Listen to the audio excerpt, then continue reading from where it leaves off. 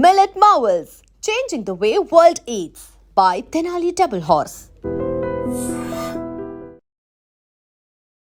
ఒక మాస్టర్ అనే వ్యక్తి ఒక కామెడీ ఆర్టిస్ట్గా ఎందుకు టర్న్ అయ్యారు? నా జీవితంలో కొన్ని ఫేస్ చేసిన చెప్పగలగాలని డిసైడ్ అయినా అట్లా రెండింటిని బ్యాలెన్స్ చేసుకుంటూ వచ్చింది. మీ టీచింగ్ స్టైల్ ఎలా ఉంటుందని తెలుసుకోవాలనిపిస్తుంది. అంటే ఎలా చేస్తారు అసలు మీ టీచింగ్ స్టైల్? నేను ఇప్పుడు ఒక మంచి కథ చెప్తాను. ఆ కథ ఏంటో మీకు తెలుసా? ఓ రోజు ఇద్దరు పిల్లలు ముంగటాళ్ళు ఎనికీళ్ళు ముంగటాళ్ళు ఎనికీళ్ళు అని నేను ఆగుతాను. అప్పుడు సదన్న ఎలా వచ్చిందన్న పేరు ఎలా వచ్చింది అసలు మీకు? మా అమ్మ నాన్న పెట్టిన పేరు సదానందుడు శివుడు. అందుకే ఇప్పుడు నా స్క్రీన్ మారుస్తున్నాను. ఇప్పటికీ ప్రౌడ్ ఫీల్ అయ్యే కొన్ని ఏమన్నా చెప్పగలుగుతారు? పిల్లలకు కావాలన్నటువంటి కోరిక ఎంతైతే ఉంటుందో వాళ్ళను పెంచడంలో చాలామంది విఫలమవుతున్నారు.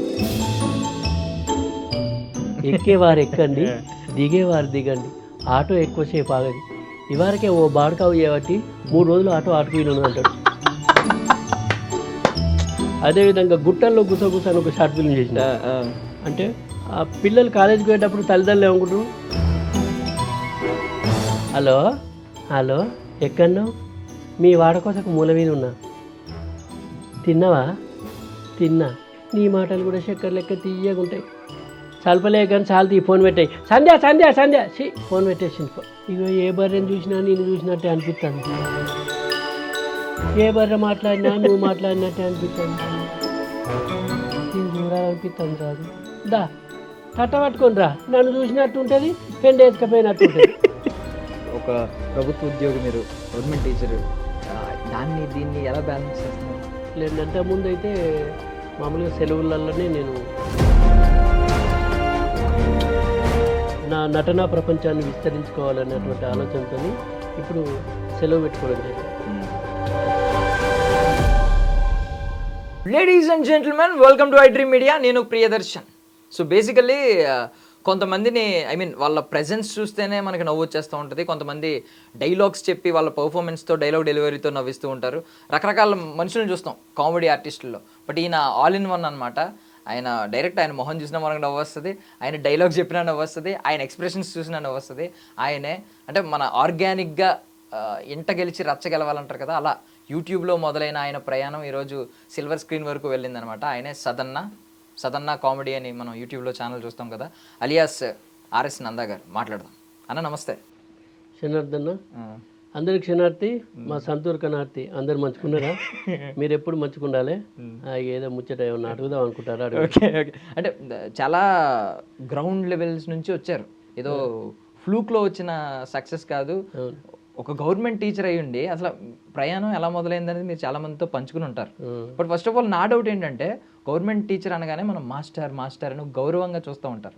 బట్ ఇనీషియల్లీ కామెడీ అనగానే ఫస్ట్ ఆఫ్ ఆల్ కొంచెం చులకనగా చూస్తారు, ఓన్ చేసుకుంటారు. బట్ చులకనగా చూస్తారే, మామూలుగా ఏకవచనంతో మాట్లాడే వాళ్ళు ఉంటారు పెద్ద ఆర్టిస్ట్ అయ్యే వరకు.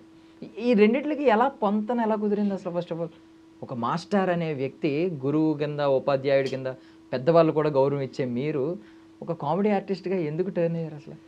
యాక్చువల్ ఏంటంటే, నేను నా జీవితంలో కొన్ని ఫేస్ చేసిన. నేను చిన్నప్పటికెళ్ళి కూడా అందరూ మాట్లాడితే ఒక రకంగా, నేను మాట్లాడితే అదే మాటలు మాట్లాడితే నవ్వేటోళ్ళు.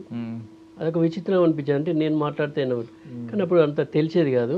ఆ తర్వాత నేను టీచర్ అయిన తర్వాత కొన్ని ఫేస్ చేసిన. అంటే నాకు నా తల్లి నేర్పినటువంటి భాష ఏదైతే ఉందో దాని నుంచి కొన్ని ఫేస్ చేయడం జరిగింది నెగిటివ్గా. ఇది కాదు డైలెక్ట్ మీద దాన్ని, కాబట్టి నా భాషలో ఉన్నటువంటి మాధుర్యం చెప్పగలగాలని డిసైడ్ అయినా.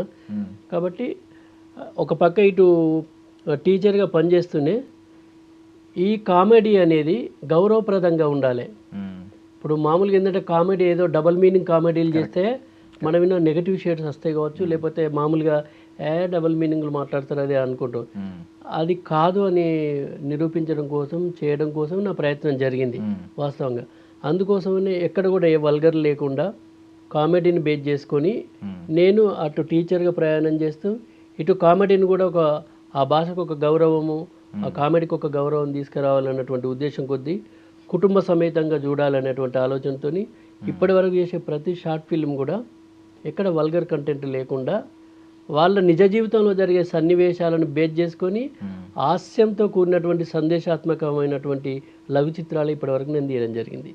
అట్లా రెండింటిని బ్యాలెన్స్ చేసుకుంటూ వచ్చిన నేను. సో మీకున్న బలమే ఫస్ట్ ఆఫ్ ఆల్ ఏంటంటే మీ గురించి ఎవరు మాట్లాడినా క్లీన్ కామెడీ ఉంటుందని. బికాజ్ ఏంటంటే ఎక్కడ సెన్సిబుల్ ఇష్యూస్ని మీరు ఎక్కడ టచ్ చేసినా కూడా అది సెన్సిబుల్ ఇష్యూ కిందే ఉంటుంది. ఎలాంటి ఇప్పుడు క్యాస్ట్ మీద కానీ, రిలీజియన్ మీద కానీ, జెండర్ మీద కానీ ఎక్కడ మీరు ఇంకొకటి ఏంటంటే ఈ రోజుల్లో కామెడీ అనగానే మనకు పెద్ద పెద్ద షోస్ ఉన్నాయి. వాళ్ళు ఇప్పుడు లీడింగ్ ఆర్టిస్టులు పెద్ద పెద్ద సినిమాల్లో చేస్తున్నారు. వాళ్ళందరి రీతి ఎలా ఉంటుందంటే పక్క వాడిని ఒకరిని తీసుకుని వాడి మీద కౌంటర్లు వేసి వాడిని ఇన్సల్ట్ చేస్తూ ఈవెన్ బాడీ షేమింగ్ ఇవన్నీ ఉంటాయి. మీది అది ఎక్కడ ఉండదు, ఉన్నా తెలియదు. ఒకవేళ ఉన్నా కూడా మీరు చేసినా కూడా ఎక్కడ అనిపించదు. అంటే మీరు ఒక ఉపాధ్యాయుడిగా రావడం వల్ల ఆ సంస్కారం ఏమన్నా అక్కడ నుంచి నేర్చుకుని వచ్చారా, అలా పెట్టుకుని వచ్చారా? అంతేంటంటే చిన్నప్పటి నుంచి నాది ఎట్లుంటుందంటే ఒక మనిషికి మంచి అయిపోయిన పర్లేదు కానీ చెడు అయ్యద్దు అనేది నా ఆలోచన. ఇప్పుడు మిమ్మల్ని నేను తిట్టడం వల్ల, మిమ్మల్ని నేను కించపరచడం వల్ల నేను ఆనందానికి గురవడం అనేది అది కరెక్ట్ కాదనిపిస్తుంది నాకు. అదే మీరు నన్ను ఇబ్బంది పెట్టడం వల్ల మీరు సంతోషపడతారంటే నేను ఏమి ఎప్పుడు బాధపడను. అందుకే ఎదుటి వ్యక్తిని ఎప్పుడు ఇబ్బంది పెట్టద్దు అనేది నా ఆలోచన.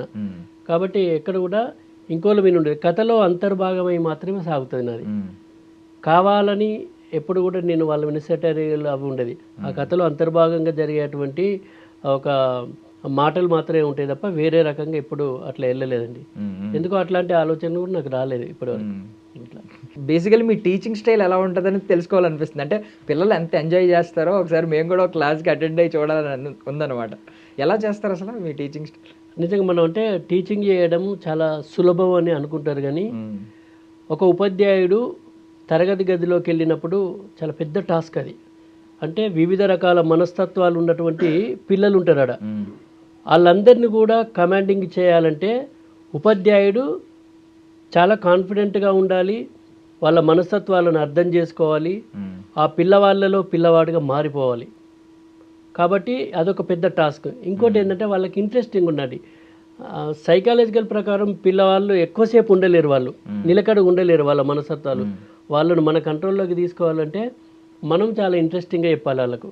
కాబట్టి వాళ్ళకు అనుగుణమైనటువంటి బోధన చేయగలగాలి. నేను అట్లనే చేస్తా. అందుకోసమని ఒక్కొక్కరిను ఫస్ట్ మోటివేట్, మనం క్లాసులోకి పోగానే ఏదో పాఠం చెప్పడం కాకుండా వాళ్ళ వివరాలు, వాళ్ళు ఏం చేసారు ఏందో కొన్ని అడుకుంటా మన పాఠంలోకి తీసుకొస్తాం. అట్లా ఇప్పటి వరకు నా బోధన అట్లనే కొనసాగుతుందండి. అంటే నేను పాట పాడినా పద్యం పాడినా కూడా వాళ్ళకు ఒక ఇంట్రెస్ట్ ఉండాలి, వాళ్ళు వినసొంపుగా ఉండాలి. మామూలుగా లొల్లి పెట్టే పిల్లలు, అల్లరి చేసే పిల్లలు కూడా ఒకసారి సైలెంట్ అయిపోవాలి. నేను కథ చెప్పేటప్పుడు కూడా కొన్ని అట్లనే ఉంటాయి. ఇప్పుడు ఎగ్జాంపుల్ ఏదైనా ఒక గుడ్డేలుగు ఉంటుంది, అంటే మనం ఎలుగుబంటి అంటాం.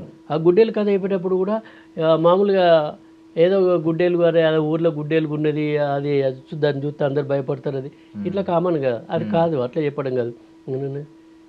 నేను ఇప్పుడు ఒక మంచి కథ చెప్తాను మీకు. ఆ కథ ఏంటో మీకు తెలుసా? ఎప్పుడన్నా విన్నారా మీరు? విన్నారో వినలేదో కానీ ఇప్పుడు చెప్పేది మాత్రం భయంగా ఉంటుంది. అనగానే ఏం భయమో ఏందో అని ఒకటి వాళ్ళకి ఏమైతే ఇట్లా స్టార్ట్ అవుతారు, సైలెంట్ అవుతా ఉంటారు మెల్ల. అనగానే ఒక కూర్రా, ఆ ఊరు వెనక పెద్ద అడవి ఉన్నది, ఆ అడవిలో అన్ని జంతువులు ఉన్నాయి, అందులో ఒక ముసలి గుడ్డేలుగు ఉన్నది, అది బాగా డేంజర్ అని అందరికి ఇట్లా సైలెంట్ అవుతారు అన్నట్టు. ఓ రోజు ఇద్దరు పిల్లలు చింతపలకాయలకు పోయారు. పోయిన తర్వాత వాళ్ళని ఆ గుడ్డేలు కూర్చుంది. ఆ గుడ్డేలు చూసి మెల్లగా వస్తుంది. ఈ పిల్లలు గుడ్డేలు గుంజులేదు, వీళ్ళు చెట్టు కింద ఆ గుడ్డేలు పక్కకు మెల్లగా వస్తుంది. వీళ్ళు చింతపలకాయలు పట్టుకొని ముంగట నడతారు, వెనుక గుడ్డేలుగు నడుతుంది. ముంగటాళ్ళు వెనకీళ్ళు, ముంగటాళ్ళు వెనకీళ్ళు అని నేను ఆగుతా, వాళ్ళు కూడా ఆగుతారు సైలెంట్గా. ఏమవుతుందో పాప ఏమవుతుంది, ఎందుకంటే గుడ్డేలు చంపుతాను వాళ్ళకి ఎరికే వసేన్స్ ఉంటుంది. అది ఒక్కసారి మీద పడ్డప్పుడు ఒక సపోర్ట్ చేస్తా, వాళ్ళు భయపడుతుంది గజ్జు అంటారు. ఒక్కసారి బాగా భయపడ్డాం సార్ అంటే ఆ ఇంట్రెస్టింగ్ను చూపెట్టగలగాలి. ప్రజెంటేషన్ అనేది చాలా ఇంపార్టెంట్. ఒక కథను కథలాగా కాకుండా అభినయంతో చెప్తే పిల్లలు ఆసక్తిగా వింటారు. ఇంకోటి ఏంటంటే అది అనుభవపూర్వకంగా ఉండి మళ్ళీ ఎక్కడైనా చెప్పేటప్పుడు వాడు మళ్ళీ ఇమిటేట్ చేసే అవకాశం ఉంటుంది. అంటే కథ నేను కూడా ఇట్లనే చెప్పాలనుకుంటున్నాను. కాబట్టి చదువు చెప్పేటప్పుడు పిల్లల మనస్తత్వాలకు, పిల్లల స్థాయికి అనుగుణంగా ఒక ఉపాధ్యాయుడు పోయి చెప్పవలసి ఉంటుంది. అందుకే బోధన చేయడం అనేది పెద్ద టాస్క్ ఉపాధ్యాయునికి. నేను అట్లనే చెప్తాను. ఇప్పుడు మామూలుగా పద్యం చెప్పినా కూడా ఇప్పుడు తల్లిదండ్రులు ఉన్నారు, తల్లిదండ్రుల పట్ల ఒక వాల్యూస్ ఉంటాయి ఇక్కడ, మానవ విలువలు. అంటే తల్లిదండ్రుల పట్ల మనం ఎట్లా గౌరవంగా ఉండాలి, భక్తి భావంతో ఉండాలనే విషయం చెప్తాం మనం. అట్లాంటప్పుడు పద్యం చెప్పేటప్పుడు కూడా తల్లిదండ్రుల మీద దయలేని పుత్రుడు పుట్టనేమి వాడు గిట్టనేమి, పుట్టలోన చెదలు పుట్టదా గిట్టదా, విశ్వదాభిరామ వినురవేమా, విశ్వదాభిరామ వినురవేమా. ఇట్లా చెప్పేటప్పుడు వాళ్ళకి ఏంటంటే ఒక ఆసక్తి పెరుగుతుంది, నేను కూడా సార్లాగా వాడాలని అనుకుంటారు. కాబట్టి ప్రతిదీ టాస్కేనండి. అంటే బోధన చేయడం అంత సులభం కాదు, టాస్క్. బట్ ప్రతి ఉపాధ్యాయుడు తన ప్రయత్నంలో సక్సెస్ అయ్యి, తరగతి గదిలో తన బోధనలో సక్సెస్ అయ్యి ఇవాళ ఎంతోమందిని ఈ దేశానికి అందించారు. అందుకే ఉపాధ్యాయుడు ఎప్పుడు కూడా చాలా గొప్పవాడు. బా, అంటే బేసికల్లీ నేను తెలుగు భాషా పరిజ్ఞానం మీరు చదువుకున్న చదువు నేర్పుతుంది. ఇప్పుడు కళాకారుల కుటుంబం నుంచి ఏమన్నా వచ్చారా మీరు? ఇవన్నీ కళలో ఎలా వచ్చినాయి? లేదండి, అసలు మా ఇంట్లో కళాకారులు ఎవరు లేరు. మా చిన్నప్పుడు మా ఊర్లో చిరుతల రామాయణం వేసేటోళ్ళు, వాళ్ళు ప్రాక్టీస్ చేస్తుంటే కూడా పోయి చూసేటోళ్ళం. కానీ అప్పుడు మనకు వేషాలు వేసే, అది ఒక వేషం ఏంటంటే కొంత పైసలు కట్టాలి ఆ వేషానికి, ఎందుకంటే కావాల్సినటువంటి ఖర్చు ఉంటుంది కాబట్టి మనకు ఆ స్థాయిలో అవి లేవు. కానీ చూసి ఆనందపడటం, అప్పుడు వేషం వేసేంత లేదు. అట్లా ఇవన్నిటిని అబ్జర్వ్ చేస్తూ మా ఊళ్ళో ఉన్నటువంటి ఒక వెండి తెర 16 mm ఉండే, ఆ 16 mmలో సినిమా చూస్తూ ఏదో ఒక రోజు నేను దీని మీద కనిపించాలని ఒక చిన్న బీజం నా మనసులో చిన్నప్పుడు పడ్డది. ఆ బీజానికి అనుగుణంగా కాలాన్ని దాటుతూ పరిశ్రమిస్తూ ఇవాళ మీ ముందు ఇక్కడ కూర్చున్నా. నేను థియేటర్ బ్యాక్గ్రౌండ్ నుంచి ఏమైనా చేసి వచ్చారా? ఏది లేదు, ఏ ట్రైనింగ్ లేదు, దేనికి నాకు శిక్షణ లేదు, పరిశీలనే నా గురువు, అంతే. వా, అద్భుతం, అసలు అద్భుతంగా ఉంది. అసలు రోజు పిల్లలు అంటే ఏదో రోజు అమ్మ పాఠాలు వినాలి అనే కాకుండా ఒక థియేటర్ ప్లే జరుగుతూ ఉంటుంది కదా, అలా అనుభవిస్తూ ఉంటారు రకరకాల భావోద్వేగాలు. అవునవును, అక్కడ ఆ సందర్భాన్ని బట్టి టీచర్ ఆటోమేటిక్గా మారుతారు. ఇప్పుడు క్వశ్చన్లు అడిగేటప్పుడు కూడా రకరకాల సమాధానాలు వస్తాయి. ఒక ఉపాధ్యాయుడు పాఠానికి అనుగుణమైనటువంటి ప్రశ్నలు ఉంటాయి, జీవిత అనుభవంలో ఉన్నటువంటి ప్రశ్నలు ఉంటాయి, అక్కడ ఉన్నటువంటి పరిస్థితులకు అనుగుణంగా ఉద్భవించేటువంటి ప్రశ్నలు ఉంటాయి. ఈ ప్రశ్నలన్నింటిలో కొన్ని హాస్యాస్పదంగా ఉంటాయి, కొన్ని బాధాకరంగా ఉంటాయి. రకరకాల జవాబులు చెప్పాల్సి ఉంటుంది ఉపాధ్యాయుడు, అంటే ఆ సందర్భానుసారంగా. కాబట్టి పిల్లల యొక్క ప్రశ్నలకు రకరకాల సమాధానాలు మనం చెప్పాల్సి వస్తుంది. సో బికాజ్ ఇంట్రెస్ట్ క్రియేట్ చేసి చెప్తున్నారు కాబట్టి మీలో తెలియకుండా ఒక స్క్రీన్ ప్లే రైటర్ ఉన్నాడు. ఐ మీన్ ఒకటి ఉంటుంది కదా, ఎప్పుడన్నా లోపల ఒక క్రియేటర్ ఉన్నప్పుడు దాన్ని బయట పెట్టుకోవాలి, 10 మంది దాన్ని అప్రిషియేట్ చేయాలని ఉంటుంది. ఆల్రెడీ యూట్యూబ్లో అది గెలుచుకుంటూ వచ్చారు. ఏంటి ఇంకేమన్నా ఉందా సిల్వర్ స్క్రీన్ మీద కూడా ఎప్పుడన్నా మిమ్మల్ని ఒక మేకర్గా కావచ్చు, ఒక రైటర్గా కావచ్చు, ఇలాగేమన్నా చూడొచ్చా? ఉంది, కానీ ఇప్పటికైతే ప్రస్తుతానికి ఆలోచన. ఎందుకంటే ఇప్పుడు నన్ను నమ్మి పెట్టుబడి పెట్టాలంటే ఫస్ట్ నా మీద నమ్మకం కుదరాలి. నమ్మకం కుదరాలంటే నేను ఎవరో తెలియాలంటే ఇంకా కష్టపడాలి. నేను తప్పకుండా ఆ రోజు వస్తే నా నుండి ఒక మంచి కథ అయితే చూస్తారు మీరు, తప్పకుండా. సో కొంచెం బ్యాక్ వెళ్ళిపోదాం, లాంగ్ బ్యాక్ వెళ్ళిపోతే మీ యూట్యూబ్ ఛానల్ ఫస్ట్ టైం ఆ ఛానల్ క్రియేట్ చేసి ఫస్ట్ వీడియో అప్లోడ్ చేసి ఉంటారు. ఏంటి అదంతా అప్పుడు ఎమోషన్స్ ఏంటి, దాని రియాక్షన్స్ ఏమొచ్చినాయి ఫస్ట్ వీడియో అప్పుడు? యాక్చువల్లీ మనం అనుకున్నట్టు యూట్యూబ్ లేని టైముల్లో నేను వీడియోలు చేయడం జరిగింది. ఓకే, 2007లో నేను ఈ CD రూపంలో చేయడం జరిగింది, షార్ట్ ఫిలిమ్స్. ఓకే, అప్పటికి అసలు ఎవరు లేరు, ఈ యూట్యూబ్ ఇవంతా ఏం లేదు, పెద్ద ఫేమ్ ఏం లేదు. కానీ అప్పుడే స్టార్ట్ చేసి CDల ద్వారా రిలీజ్ చేసిన నేను ఫస్ట్ 2012లో ఇది యూట్యూబ్ అనేది అప్పుడు అప్లోడ్ చేయడం జరిగింది యూట్యూబ్లో. అప్పటి వరకు నేను CD రూపంలో చేసిన.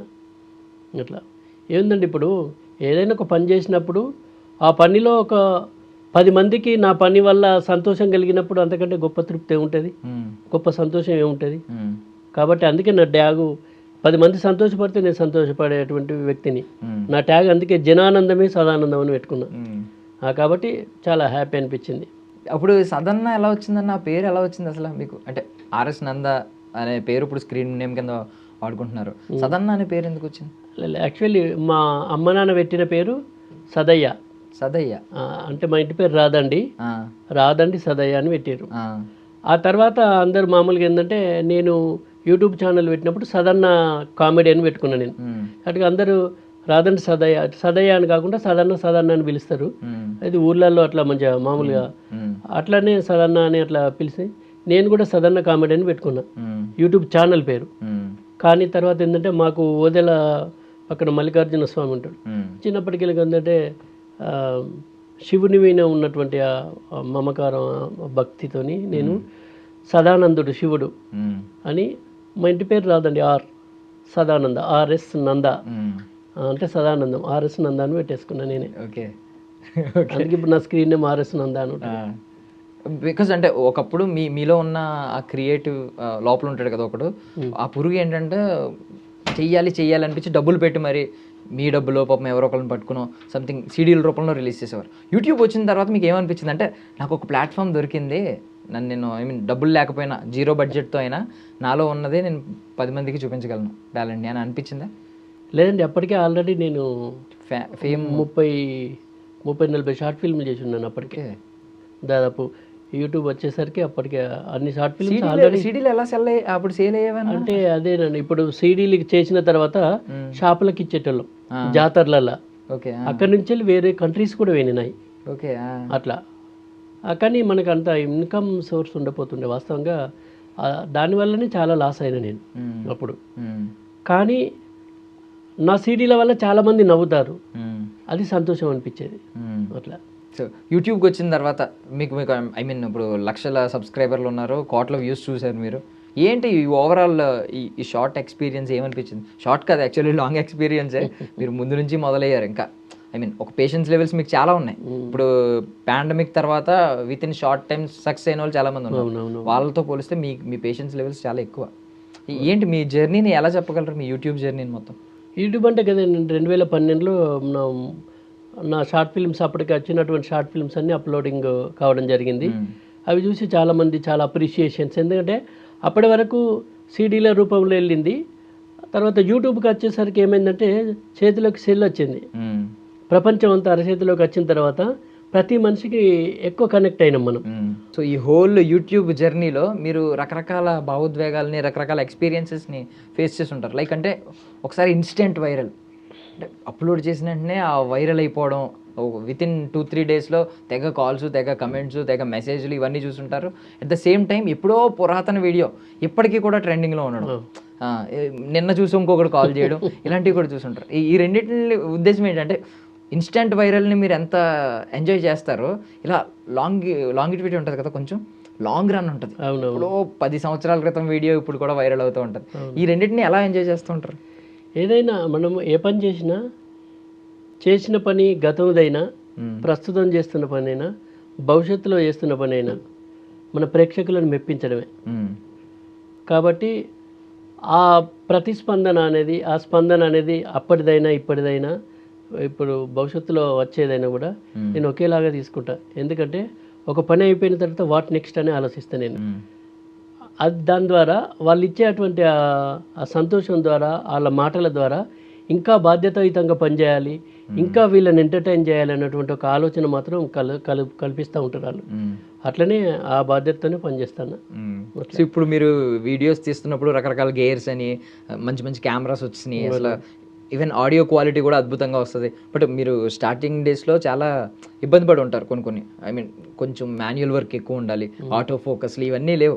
అప్పుడు కొంచెం ఛాలెంజెస్ ఏమైనా ఫేస్ చేసేవారు? బాగా చేసేటండి. అంటే అప్పుడు పెండ్లీలు తీసే కెమెరాతోని స్టార్ట్ చేసింది. యాక్చువల్లీ అది 1 or 2 కెమెరా ఉన్నాయి. పెండ్లీలు చిన్న క్యాసెట్స్ వేసి అది చేసుకొని దాన్ని పట్టుకొని మళ్ళీ కన్వర్ట్ చేసుకొని అంత పెద్ద సీన్ చేసేటప్పుడు కూడా. ఇప్పుడంటే టెక్నాలజీ మంచిగా పెరిగింది కాబట్టి వేరు, ఎట్లా పడితే అట్లా వేసాను. కానీ అప్పుడు చేసేటప్పుడు కొన్ని షాట్లు చేసేటప్పుడు, ఎగ్జాంపుల్ డ్రోన్ షాట్ ఉంది, మనం చేయలేం. చెట్టు వీనికి కెమెరా మీద ఎక్కిచ్చేసి మీదికి వెళ్ళి దింపేది అట్లా. ప్లస్ ట్రాలీ షాట్లు ఉంటాయి. మనం హాస్పిటల్లో, దవాఖానలలో పేషెంట్లు కూర్చుంటారు కదా, దానికి 2 తాళ్ళు కట్టి వాళ్ళు ఇద్దరు గుంజుతూ ఉంటే ఈ కెమెరామెన్ అలా కుర్చీలో కూర్చుంటే కెమెరా పట్టుకొని పోతూ ఉంటాడు, ఇచ్చి పెట్టి అది తాళ్ళు గుంజుతూ ఉంటారు. ఈ షాట్ జరుగుతాం అట్లా ట్రాలీ షాట్ అట్లా ప్లాన్ చేసేటాను. కొమ్మలల్లా, గుట్టలల్లా, బంగ్లాల మీద ఎక్కడ పడితే అక్కడనే కూర్చొని చెట్ల సందులోకి వెళ్ళి పెట్టుడు.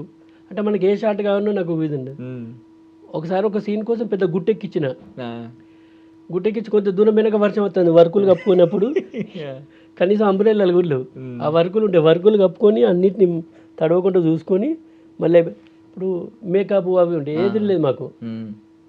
అందుకోసం కొన్ని సీన్లలో ఎట్లుంటుందంటే, ఇప్పుడు నేను ఫస్ట్ అప్పుడే ఆమెతో మాట్లాడిన సీన్లు ఒక తీరు ఉంటాయి, జస్ట్ నెక్స్ట్ కాగానే అంత తడుచుంటా. ఎట్లున్నా చేసడే మనం అంతే, అది ఆపేది లేదు. ఆ వీడియోకి ఇప్పుడు నా మేకప్ పర్ఫెక్ట్ ఉందా, నా దూసుకుంటూ కరెక్ట్ ఉందా, కాస్ట్యూమ్ ఉన్నది. ఒక సీన్లోనే దాని ముందు సీన్లను డ్రై అయి ఉంటాయి, వర్షం వచ్చింది కాబట్టి తడిచినాం, మళ్ళీ అట్లనే ఆ సీన్ చేసుడే.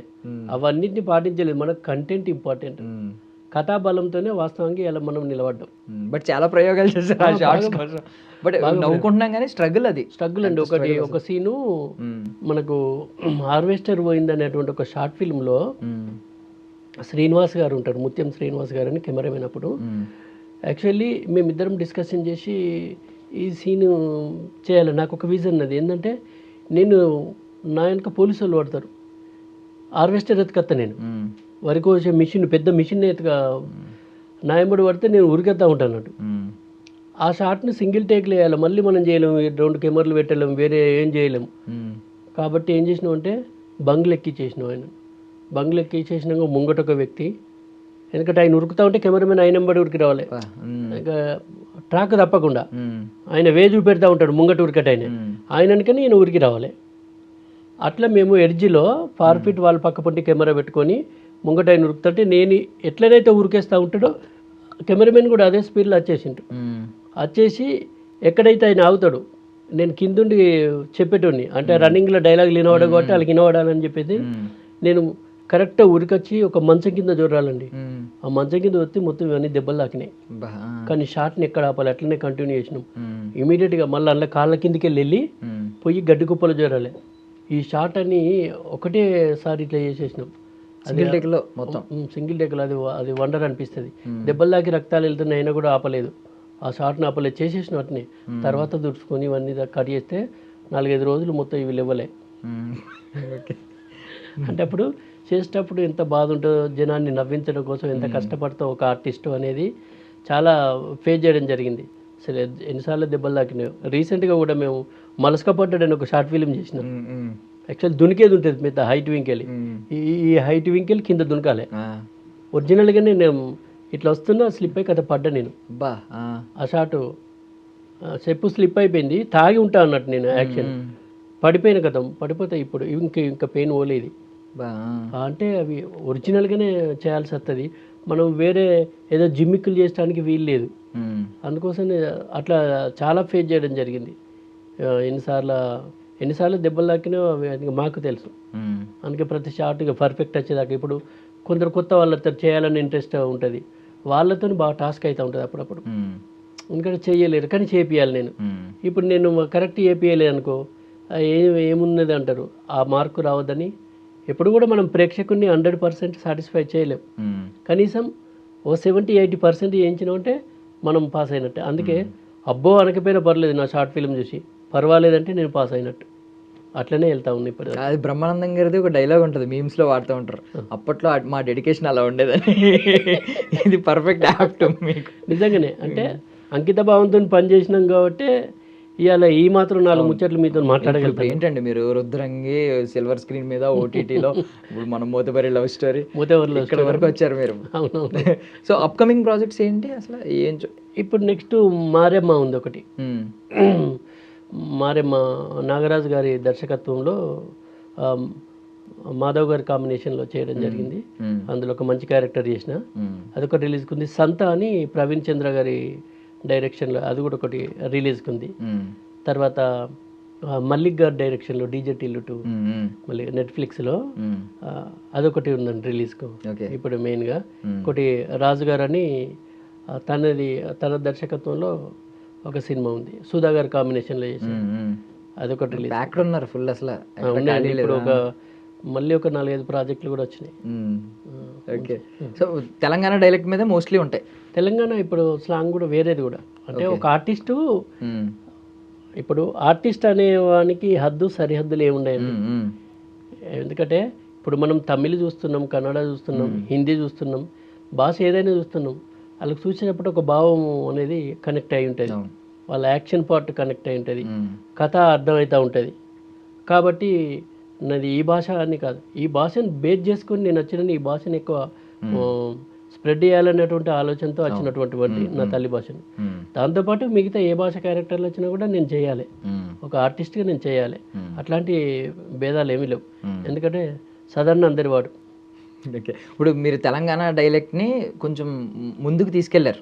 అవును, ఒకనొక స్టేజ్లో చూసుకుంటే తెలంగాణ డైలెక్ట్ని కొంచెం తక్కువ అంచనా వేసి కొంచెం అంటే ఈవెన్ చాలామంది కంప్లైంట్ ఏంటంటే హీరోలకి ఇచ్చేవారు కాదు ఆ డైలెక్ట్, ఈ స్లాంగ్ విలన్లకి ఇచ్చేవారు అని చెప్పి అప్పట్లో అనేవారు. బట్ ఎప్పుడైతే కమర్షియల్ ఫార్మాట్లో లైక్ దూకుడు లాంటి సినిమా వచ్చింది, మహేష్ బాబే మొత్తం తెలంగాణ స్లాంగ్లో మాట్లాడుతుంటాం. అప్పటి నుంచి ఈవెన్ మీరు యాక్ట్ చేసిన మల్లేశం కావచ్చు, బలగం మొన్న వచ్చిన బలగం కావచ్చు, ఇలా కల్చర్ని మన కల్చర్ని మొత్తం ప్రపంచం ముందుకు తీసుకెళ్తుంది. తెలంగాణ కల్చర్ని, ఈవెన్ డైలెక్ట్ని, ఆ కల్చర్ని తీసుకెళ్తూ ఉన్నారు. ఇప్పుడు మీరు ఆ ఉద్దేశంతోనే వచ్చారు. మీరు ఎప్పుడన్నా అనుకున్నారా, మీరు స్టార్టింగ్ డేస్లో ఇప్పుడైతే విజిబిలిటీ ఉండడం వల్ల మిమ్మల్ని ఇమీడియట్గా హైర్ చేసుకుంటారు. మోస్ట్లీ సినిమాలు తెలంగాణ కల్చర్ మీద, తెలంగాణ డైలెక్ట్ మీద వస్తున్నాయి కాబట్టి. బట్ ఒకనొకప్పుడు దీన్ని కొంచెం తక్కువ అంచనా వేస్తున్నారే, కొంతమంది చిన్న చూపు చూస్తున్నారే మన స్లాంగ్ని, మన డైలెక్ట్ని అని ఎక్కడైనా భావం కలిగిందా? అంటే కొన్ని ఫేస్ చేశానండి నేను, అంటే కొన్ని బాధపడ్డ సందర్భాలు కూడా ఉన్నాయి. అవి ఇప్పుడు అట్లా కాకుండా ఏంటంటే గతంలో కొన్ని పాత్రలకే పరిమితమై ఉండేది ఈ భాష. అది కొంత హాస్యం పేరుతోనే అపహాస్యం అవుతుంది అన్నటువంటి ఒక భావం ఉండేది అందరిలో, అది ఉన్నది. కాబట్టి నాకు అనిపించేది అన్నట్టు అట్లా కాకుండా కొన్ని పాత్రలకే పరిమితం కాదు, అన్ని పాత్రలకు ఈ నా తల్లి భాష విస్తరించాలి, అన్ని పాత్రలు కూడా ఈ భాషను మాట్లాడాలని అనుకున్నట్టుని. ఇవాళ ఈ భాషే ప్రధానమై కూర్చున్నది. అది చాలా సంతోషం అనిపిస్తుంది నాకు. అందులో అంటే ఆ భాషకు తీసుకెళ్లడంలో నా వంతు పాత్ర ఉండడం కూడా నాకు చాలా హ్యాపీ అనిపిస్తుంది, అది చాలా సంతోషం.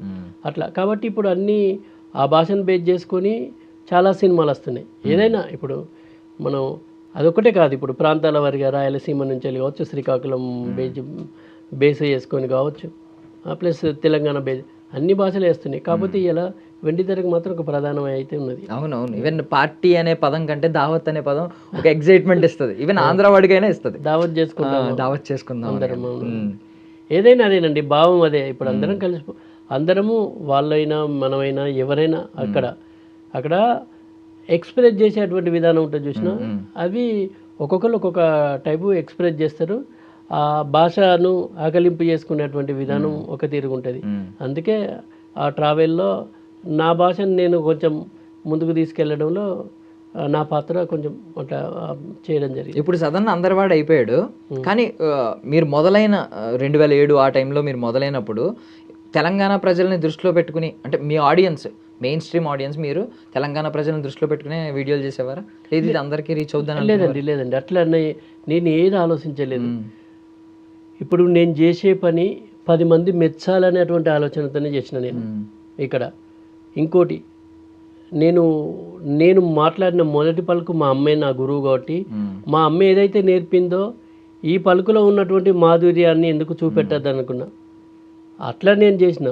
ఇలా వాళ్ళు మెచ్చాలి, వీళ్ళు మెచ్చాలి, అందరికీ కనెక్ట్ అవ్వాలని అనుకున్నాను. కానీ అయ్యాలి, అది అందరికీ కనెక్ట్ అయ్యింది. నాకు not only Telangana, not only Andhra, Telugu వాళ్ళు ఉన్న ప్రతి దేశం నుంచి అభిమానులు ఉన్నారు. ఎందుకంటే అందరికి ఏదైనా, ఇప్పుడు నేను చేసేది కొన్ని కాన్సెప్ట్లు కొందరికి నచ్చచ్చు, కొందరికి నచ్చపోవచ్చు. అందరినీ మెప్పించాలని కథలు ఉండేవి మన దగ్గర, అందరినీ మెప్పించే కథలు ఉండేవి. ఎందుకంటే నేను చెప్పే డైలాగు మీకు నచ్చచ్చు, నచ్చకపోవచ్చు. నచ్చితే అదే పర్వాలేదు అంటారు, నచ్చకపోతే ఎందుకు చేసింది అంటారు. ఏదైనా మనం పాజిటివ్గానే స్వీకరించాలి. అట్లా నేను నా పని నేను చేసిన, అంటే నా తల్లి భాషలో ఉన్నటువంటి మాధుర్యాన్ని విస్తరించాలి. ఎవరికి నచ్చుద్ది, ఎవరికి నచ్చదని నేను అనుకోలేదు. కాకపోతే ఏంటంటే ఫ్యామిలీ కూర్చొని చూడాలి. ఇవన్నీ చేయడానికి ఒక 2 నెలలు నేను చాలా కష్టపడ్డా. అంటే నా గ్రౌండ్ వర్క్ చేసుకున్న 2 నెలలు ఈ ప్రపంచాన్ని మర్చిపోయి పనిచేసిన నేను. మా మిత్రుడు పోతు సత్యమని నా వెంబడే తిరిగేటోడు. అంటే నువ్వు అనుకుంటే ఏదైనా చేయగలవని చెప్పేటోడు ఆయన. అట్లా నేను ఏం చేయాలని ఆలోచించినప్పుడు ఈ భాషను ఎందుకు తీసుకెళ్ళద్దు, ఈ భాషతో నేను ఎందుకు పోవద్దు అనుకున్నా. అట్లా తీసుకెళ్ళినా. కానీ నేను ఇట్లా అందరూకి కనెక్ట్ అయింది, ఇంత స్ప్రెడ్ అయింది అని ఎప్పుడు ఆలోచించలే. నా పని నేను నిజాయితీగా చేయాలనుకున్నా చేసిన, ఇప్పుడు కూడా అదే చేస్తున్నా. అదే పని చేయి ఫలితం ఆశించక అన్నట్టు మీరు ఫలితం అంటే నా ఆశించలేదు పని కానీ- మాత్రమే నేను చేసుకుంటూ వెళ్ళిపోతున్నా. ఇప్పటికీ నేను అందుకోసమే నేను దేనికోసం ఇప్పుడు వెంపర్లట్లే అది కావాలి ఇది కావాలని లేదు. నా పని 10 మంది మెచ్చుతా చాలనుకుంటా, అంతే, అంతకంటే ఎక్కువ ఏం లేదు నాకు. బట్ మీ రైటింగ్స్, మీరు డెలివరీ చేసిన ఆ పర్ఫార్మెన్సెస్ ఈరోజు మిమ్మల్ని ఐ మీన్ లక్షల మందికి చేరువ చేసింది. ఈవెన్ తెలుగు వాళ్ళు ఎక్కడున్నా కూడా మీకు అభిమానులు చాలా మంది ఉన్నారు. సదన్ అంటే గుర్తుపట్టిన వాళ్ళు లేరు. సో అలాంటి స్టేజ్కి వెళ్ళారు. సో మీకు బాగా ఐ మీన్ లైక్ సృజన తిన్నవరా ఇది ఉంది కదా, ఏం కూర, సంధ్య, ఐ మీన్ సో ఇలాంటివి ఉన్నాయి కదా, మిమ్మల్ని బాగా ఆ టైంలో కొంచెం మీరు గర్వపడి అమ్మో అవును నేనే గొప్పగా రాశాను, నేను బాగా రాశాను, నేను బాగా పర్ఫామ్ చేయగలిగాను అని ఇప్పటికీ ప్రౌడ్ ఫీల్ అయ్యే కొన్ని ఏమన్నా చెప్పగలుగుతారా వర్క్స్? అట్లా ఏం లేదండి. అంటే నేను యాక్చువల్ ఏంటంటే నేను గర్వంగా ఎప్పుడు అనుకోలేదు. కాకపోతే ఏంటంటే నేను రాసినవి, నేను చేసినవి జనాన్ని మెప్పించినవి అనేటువంటి ఒక సంతోషం మాత్రం ఉండేది. ఆ సంతోషంలో నెక్స్ట్ చేయబోయేటువంటి ప్రాజెక్టుకు నేను బాధ్యతాయుతంగా పనిచేయాలని ఒక భయం కూడా ఉండేది.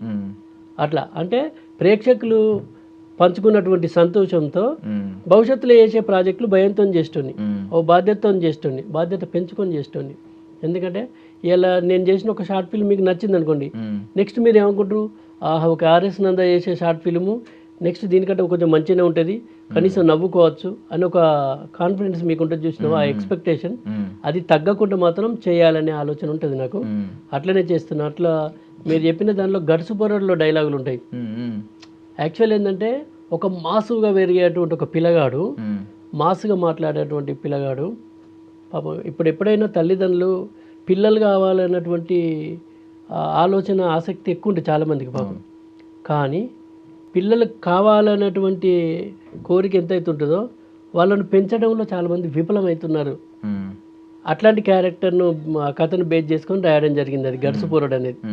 ఆడు అట్లా అంటాడు అన్నట్టు, 3 రోజులకి వెళ్ళి ఆటోను మీద పెడతాడు, ఆయన ఆడుకునే ఆటోను తండ్రి ఒక అటుకు మీద పెడతాడు, అంటే ఇట్లా ఓ సెల్ఫ్ అటుకు మీద పెట్టిన తర్వాత 3 రోజుల తర్వాత కొడుకు వచ్చేసి నాన్నగా నేను ఎవరిని తిట్టా, మంచిగా ఆడుకుంటా, మంచుకుంటా అంటే అప్పుడు తల్లిదండ్రులు ఏమనుకుంటాడు, అబ్బా నా కొడుకు మారిండు, ఎందుకంటే ఇక మంచుకుంటా అంటాడు. అప్పటిదాకా అందరి జోలికి పోయేటోడు, ఆడు అందరిని తిట్టేటోడు, గడిసోడు కాబట్టి. ఇక మారిన మంచిగా అంటే ఇక మాకు కావాల్సింది ఇదే రాని ఆ అటుకు మీద ఉన్నటువంటి ఆటోని తీసిస్తాడు. తీసిచ్చిన తర్వాత ఆడుకుంటాడు. ఫస్ట్ ఏమంటాడు, ఎక్కేవారు ఎక్కండి, దిగేవారు దిగండి, ఆటో ఎక్కువసేపు ఆగది. ఎక్కేవారు ఎక్కండి, దిగేవారు దిగండి, ఆటో ఎక్కువసేపు ఆగది. ఇవరకే ఓ బాడకావు చేయబట్టి 3 రోజులు ఆటో ఆటకు విను అంటాడు.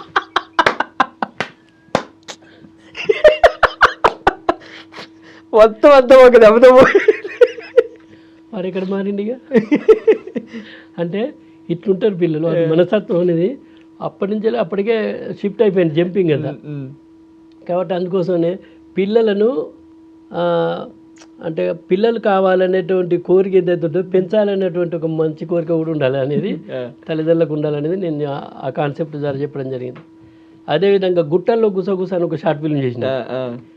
అంటే ఆ పిల్లలు కాలేజీకి పోయేటప్పుడు తల్లిదండ్రులు ఏమనుకుంటారు, బాయ్ మమ్మీ, బాయ్ డాడీ అని మంచిగా చెప్తారు ముద్దుగా.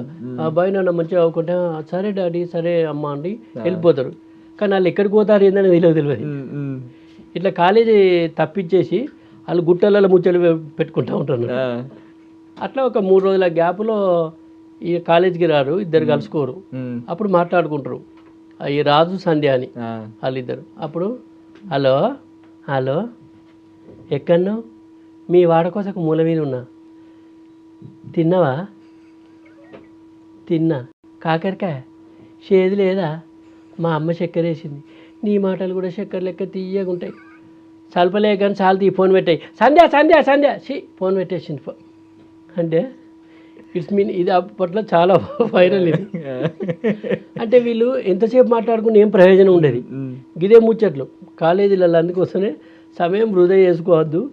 అమ్మా నాన్నలు మీద కొన్ని పెంచుకుంటారు ఆశలు, వాటిని విస్మరించకుండా కష్టపడండి అని చెప్పడం కోసం గుట్టల్లో గుసగుసని ఒక షార్ట్ ఫిల్మ్ జరిగింది. అట్లా చాలా డైలాగులు వైరల్ అయినాయండి. సాధారణంగా కామెడీ అనగానే 10 మందిని నవ్విస్తే చాలు అనే మోటివ్తో చాలామంది వస్తూ ఉంటారు. మీరు నవ్వించి కొంచెం వాళ్ళకి ఒక మెసేజ్ ఇద్దాం, ఎండింగ్లో ఒక ఒక ఒక విషయం చెప్దాం, ఒక నిజం చెప్దాం, ఒక థాట్ ప్రొవోకింగ్ ఒకటి నాటుదాం బ్రెయిన్లో అని చెప్పి పెట్టుకున్నారు. ముందు నుంచి ఇదేనండి? ఏమన్నా మధ్యలోకి వెళ్ళిన తర్వాత ఎవరన్నా ఐడియా ఇచ్చారా, సజెషన్ ఇచ్చారా? లేదు బాగుంది నీ కామెడీతో పాటు ఇది కూడా ఏమన్నా మెసేజ్ అని ఎవరన్నా సజెషన్ ఇచ్చారా? లేదండి, లేదు. ఫస్ట్కి వెళ్ళి నేను కథ రాసుకున్నా, డైలాగులు రాసుకున్నా, ఏది చేసినా ఒక్కడనే ఒంటరిగానే డిసిజన్. అంటే ఫెయిల్ అయినా పాస్ అయినా నేనే కారణం. అట్లనే ఇప్పుడు కూడా ఎవరు ఉండరు. నేనే కథలు రాసుకుంటా, నేను ఒక్కడనే సింగిల్గా ఉంటా, అన్నీ నేనే చేసుకుంటాను. మిగతా నాకు ఈ ఆర్టిస్ట్ కావాలి అవన్నీ నేను ఎవ్రీథింగ్. ఈవెన్ ఇప్పటి వరకు నేను చేసినటువంటి షార్ట్ ఫిల్మ్లు డబ్బింగ్ లేకుండా విడుదల చేయలే. ఇప్పుడు మామూలుగా ఇవి ఉన్నాయి కదా సింక్ సౌండ్ కూడా నేను వాడాను. ఇప్పుడు కూడా డబ్బింగ్ ఉంటుంది నాది. ఇప్పటి వరకు డబ్బింగ్ చేయకుండా ఏ షార్ట్ ఫిల్మ్ రిలీజ్ చేయలే నేను. కాబట్టి అన్నీ నేనే ఒంటరిగానే మొత్తం కథ రాసుకోవడం కానీ చేసుకోవడం కానీ. ఎందుకంటే నా ప్రతి కథలో ఒక సామాజికమైనటువంటి హాస్యంతో కూడిన సామాజిక సందేశం ఉండాలని కోరుకుంటాను నేను. అట్లనే ఇప్పటి వరకు అట్లా రాసుకుంటున్నా. ప్రతి దాంట్లో ఇంటర్నల్ ఒక మీనింగ్ ఉంటుంది, ఇంటర్నల్ ఒక సందేశం ఉంటుంది. అంటే కామెడీ ఉండాలి. ఇవాళ రేపు ఏంటంటే మనుషులకు ఇది యాంత్రికమైనటువంటి జీవితం యంత్రం అయిపోయింది. టెన్షన్ లైఫ్ అంతా. ఈ టెన్షన్ లైఫ్లో ఇంకోళ్ళ కంటే నేను గొప్ప బతకాలనేటువంటి ఒక ఆలోచనతోని డ్యూటీలతో పాటు ఓటీలు కూడా చేస్తారు. అట్లా ఆరోగ్యాన్ని ఖరాబ్ చేసుకుంటారు. కాబట్టి వాళ్ళు ఇంత స్ట్రెస్ అయ్యి ఇంత కష్టపడేటువంటి టైంలో కొంచెం మానసికమైనటువంటి ఆనందాన్ని కనుక పొందాలనేటువంటి ఆలోచనతోని నేను హాస్యాన్ని ఎంపిక చేసుకొని ఆ హాస్యంలో కొంచెం సందేశం కూడా ఇవ్వాలని ఇట్లా నా ట్రాక్ స్టార్ట్ చేసుకున్నా. అట్లా నడిపిస్తాను. బట్ కామెడీ అంటే ఏంటి డెఫినేషన్ ఏమి ఇవ్వగలరు? అంటే నవ్వుకోవడం కామెడీ అంటే అందరికీ తెలిసింది ఏంటంటే 10 మంది మనం అందరం నవ్వుకోవడం హెల్దీ కామెడీ అంటారు. ఆరోగ్యకరంగా నవ్వుకోవడమే కామెడీ అని ఫీల్ అవుతుంటారు. మీ డెఫినేషన్ ఏంటి? అంతేనండి. అంటే కుటుంబం కలిసి చూడాలి ఒక నవ్వు అనేది నవరసాల్లో ఉన్నటువంటి ఒక ప్రధానమైనటువంటి రసం ఉన్నదంటే హాస్యరసం. అలాంటి హాస్యరసానికి దూరమై ఇలా చాలామంది జబ్బులకు దగ్గర అవుతారు, రోగాలకు దగ్గర అవుతారు. కాబట్టి నేనేమంటా అంటే హాస్యం అంటే ఏమి లేదు, మాటలతో కానీ అభినయంతో కానీ ఒక మనసును కదిలించి ఒక కొత్త తవ్వలోకి తీసుకెళ్ళాలి. కొత్త తవ్వ మీన్స్ ఆనందకరమైనటువంటి తవ్వలోకి తీసుకెళ్ళాలి. అంతకు మించిన ఆశయం ఉండేది. అది మాటలతో కావచ్చు, మన చేతులతో కావచ్చు. కానీ ఎక్కడ ఎవరిని డిస్టర్బ్ చేయకుండా, ఏ వ్యక్తిని ఇబ్బంది పెట్టకుండా తన మాటలతో కానీ తన చేతులతో కానీ ఎదుటి వ్యక్తిని మానసికంగా నవ్వించేదే హాస్యం. అంతే. అది ఏదైనా కావచ్చు. మామూలుగా మనం ఒకళ్ళు నడతా అంటే కూడా అది ఇట్లే భలే నడుతుంది, ఏం నడుస్తుంది ఇది అని నవ్వుతాం మనం. ఒక వ్యక్తి మాట్లాడతాను అనుకోండి, అంటే మంచిగా మాట్లాడతానని నవ్వుతాం. కొందరేమో చేతల వల్ల నవ్వు వస్తుంది, కొందరేమో మాటల వల్ల నవ్వుతుంది. కానీ కొందరి చేతలు మాటలు రెండు నవ్విస్తాయి. అంటే అంతకుమంటే ఏముంటుందని ఇంకా. కాబట్టి హాస్యం అంటే ఏమీ లేదు, చేతల వల్ల కానీ మాటల వల్ల కానీ ఒక వ్యక్తి పాజిటివ్ వైబ్రేషన్తో ఆనందకరమైనటువంటి అనుభూతికి గురైతే అదే. ఇంకా అంతకంటే ఆశయం అయితే ఏముండదు. ఒక పర్ఫార్మర్ అయిన తర్వాత మీ ఎక్స్ప్రెషన్స్ ఎలా మారాయా, లేదు ముందు నుంచి కూడా ఇలాంటి క్రేజీ ఎక్స్ప్రెషన్స్ ఇచ్చేవారు మామూలుగా?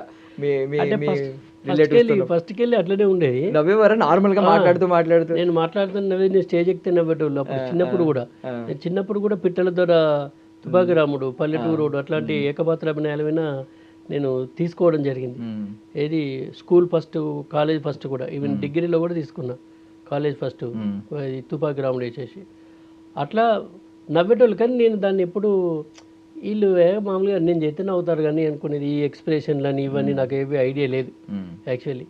నేను ఎప్పుడైతే నా డిగ్రీలో ఒక షార్ట్ ఫిల్ము, అంటే అప్పుడు డాక్యుమెంటరీస్ చేసేటోళ్ళు, ఒక కథను తీసుకు అట్లాంటప్పుడు ఒక డాక్యుమెంటరీ చేయడానికి పోతే 10 రోజులు పనిచేస్తే ఒక డైలాగ్ ఇచ్చారు నాకు.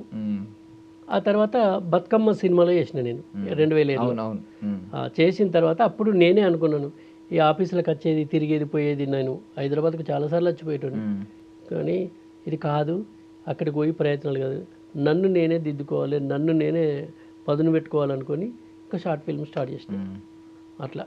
సో ఇప్పుడు V6 తీన్మార్ వార్తలకి వెళ్ళారు. తర్వాత ఏంటి మీ లైఫ్ ఏమన్నా కొంతమందికి చేరువ చేసిందా? బికాజ్ మీలాగే ఇప్పుడు మీరు తుపాకి రాముడు సినిమా చేశారు, మిత్రి సత్యన్న, ఆయన కూడా మీరందరూ కూడా ఇలాంటి ప్లాట్ఫామ్స్ నుంచి వచ్చినారు. ఏమన్నా మీకు అది యూజ్ అయిందా? కొంత యూజ్ అయిందండి చాలామందికి అది. ఎందుకంటే ఏదైనా కానీ ఆసక్తికరంగా ఉండేటువంటి ఏ అంశమైనా జనానికి ఎక్కువ కనెక్ట్ అవుతుంది.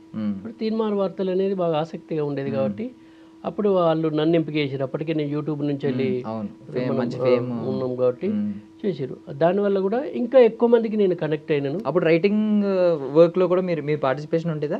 అంటే వాళ్ళు ఉండేది సపరేట్ రైటర్స్. ఎప్పుడైనా అవసరమైనప్పుడు మాత్రం ఉండేది. పర్ఫార్మెన్స్ లో మాత్రం కొంచెం లీడ్ తీసుకునేవారేమో, అంటే కొన్ని యాడ్ చేయాలనుకున్నా, ఇంప్రూవైజ్ చేయాలనుకున్నా అట్లా ఆ స్వేచ్ఛ ఉండేది అట్లా. సో కమింగ్ టు రుద్రాంగి, ఏంటంటే అది ఒక ఫుల్ ఫ్లెడ్జ్డ్ ఫిల్మ్ మీ చేతిలోకి వచ్చింది, ఒక మంచి ఫిల్మ్, ఒక థియేట్రికల్ ఫిల్మ్. ఏంటి అది, దాని అవకాశం ఎలా వచ్చింది, దాని తర్వాత మీ లైఫ్ ఎలా మారింది? రుద్రంగి అనేది అప్పుడు నేను అంటే నాకు కూడా నేను ఎక్స్పెక్ట్ చేయలేదు అసలు నాకు ఆ కాల్ వస్తుందని. రుద్రంగి సినిమాకి అప్పటికే కొంతమందిని ప్రయత్నాలు చేసిరు అనేది తెలిసింది. తర్వాత నాకు ఆదేశ్ రవి గారని అజయ్ సామ్రాట్ గారికి ఈ రుద్రంగి దర్శకులు ఎవరైతే ఉన్నారో తనకు నంబర్ ఇచ్చినట్టు.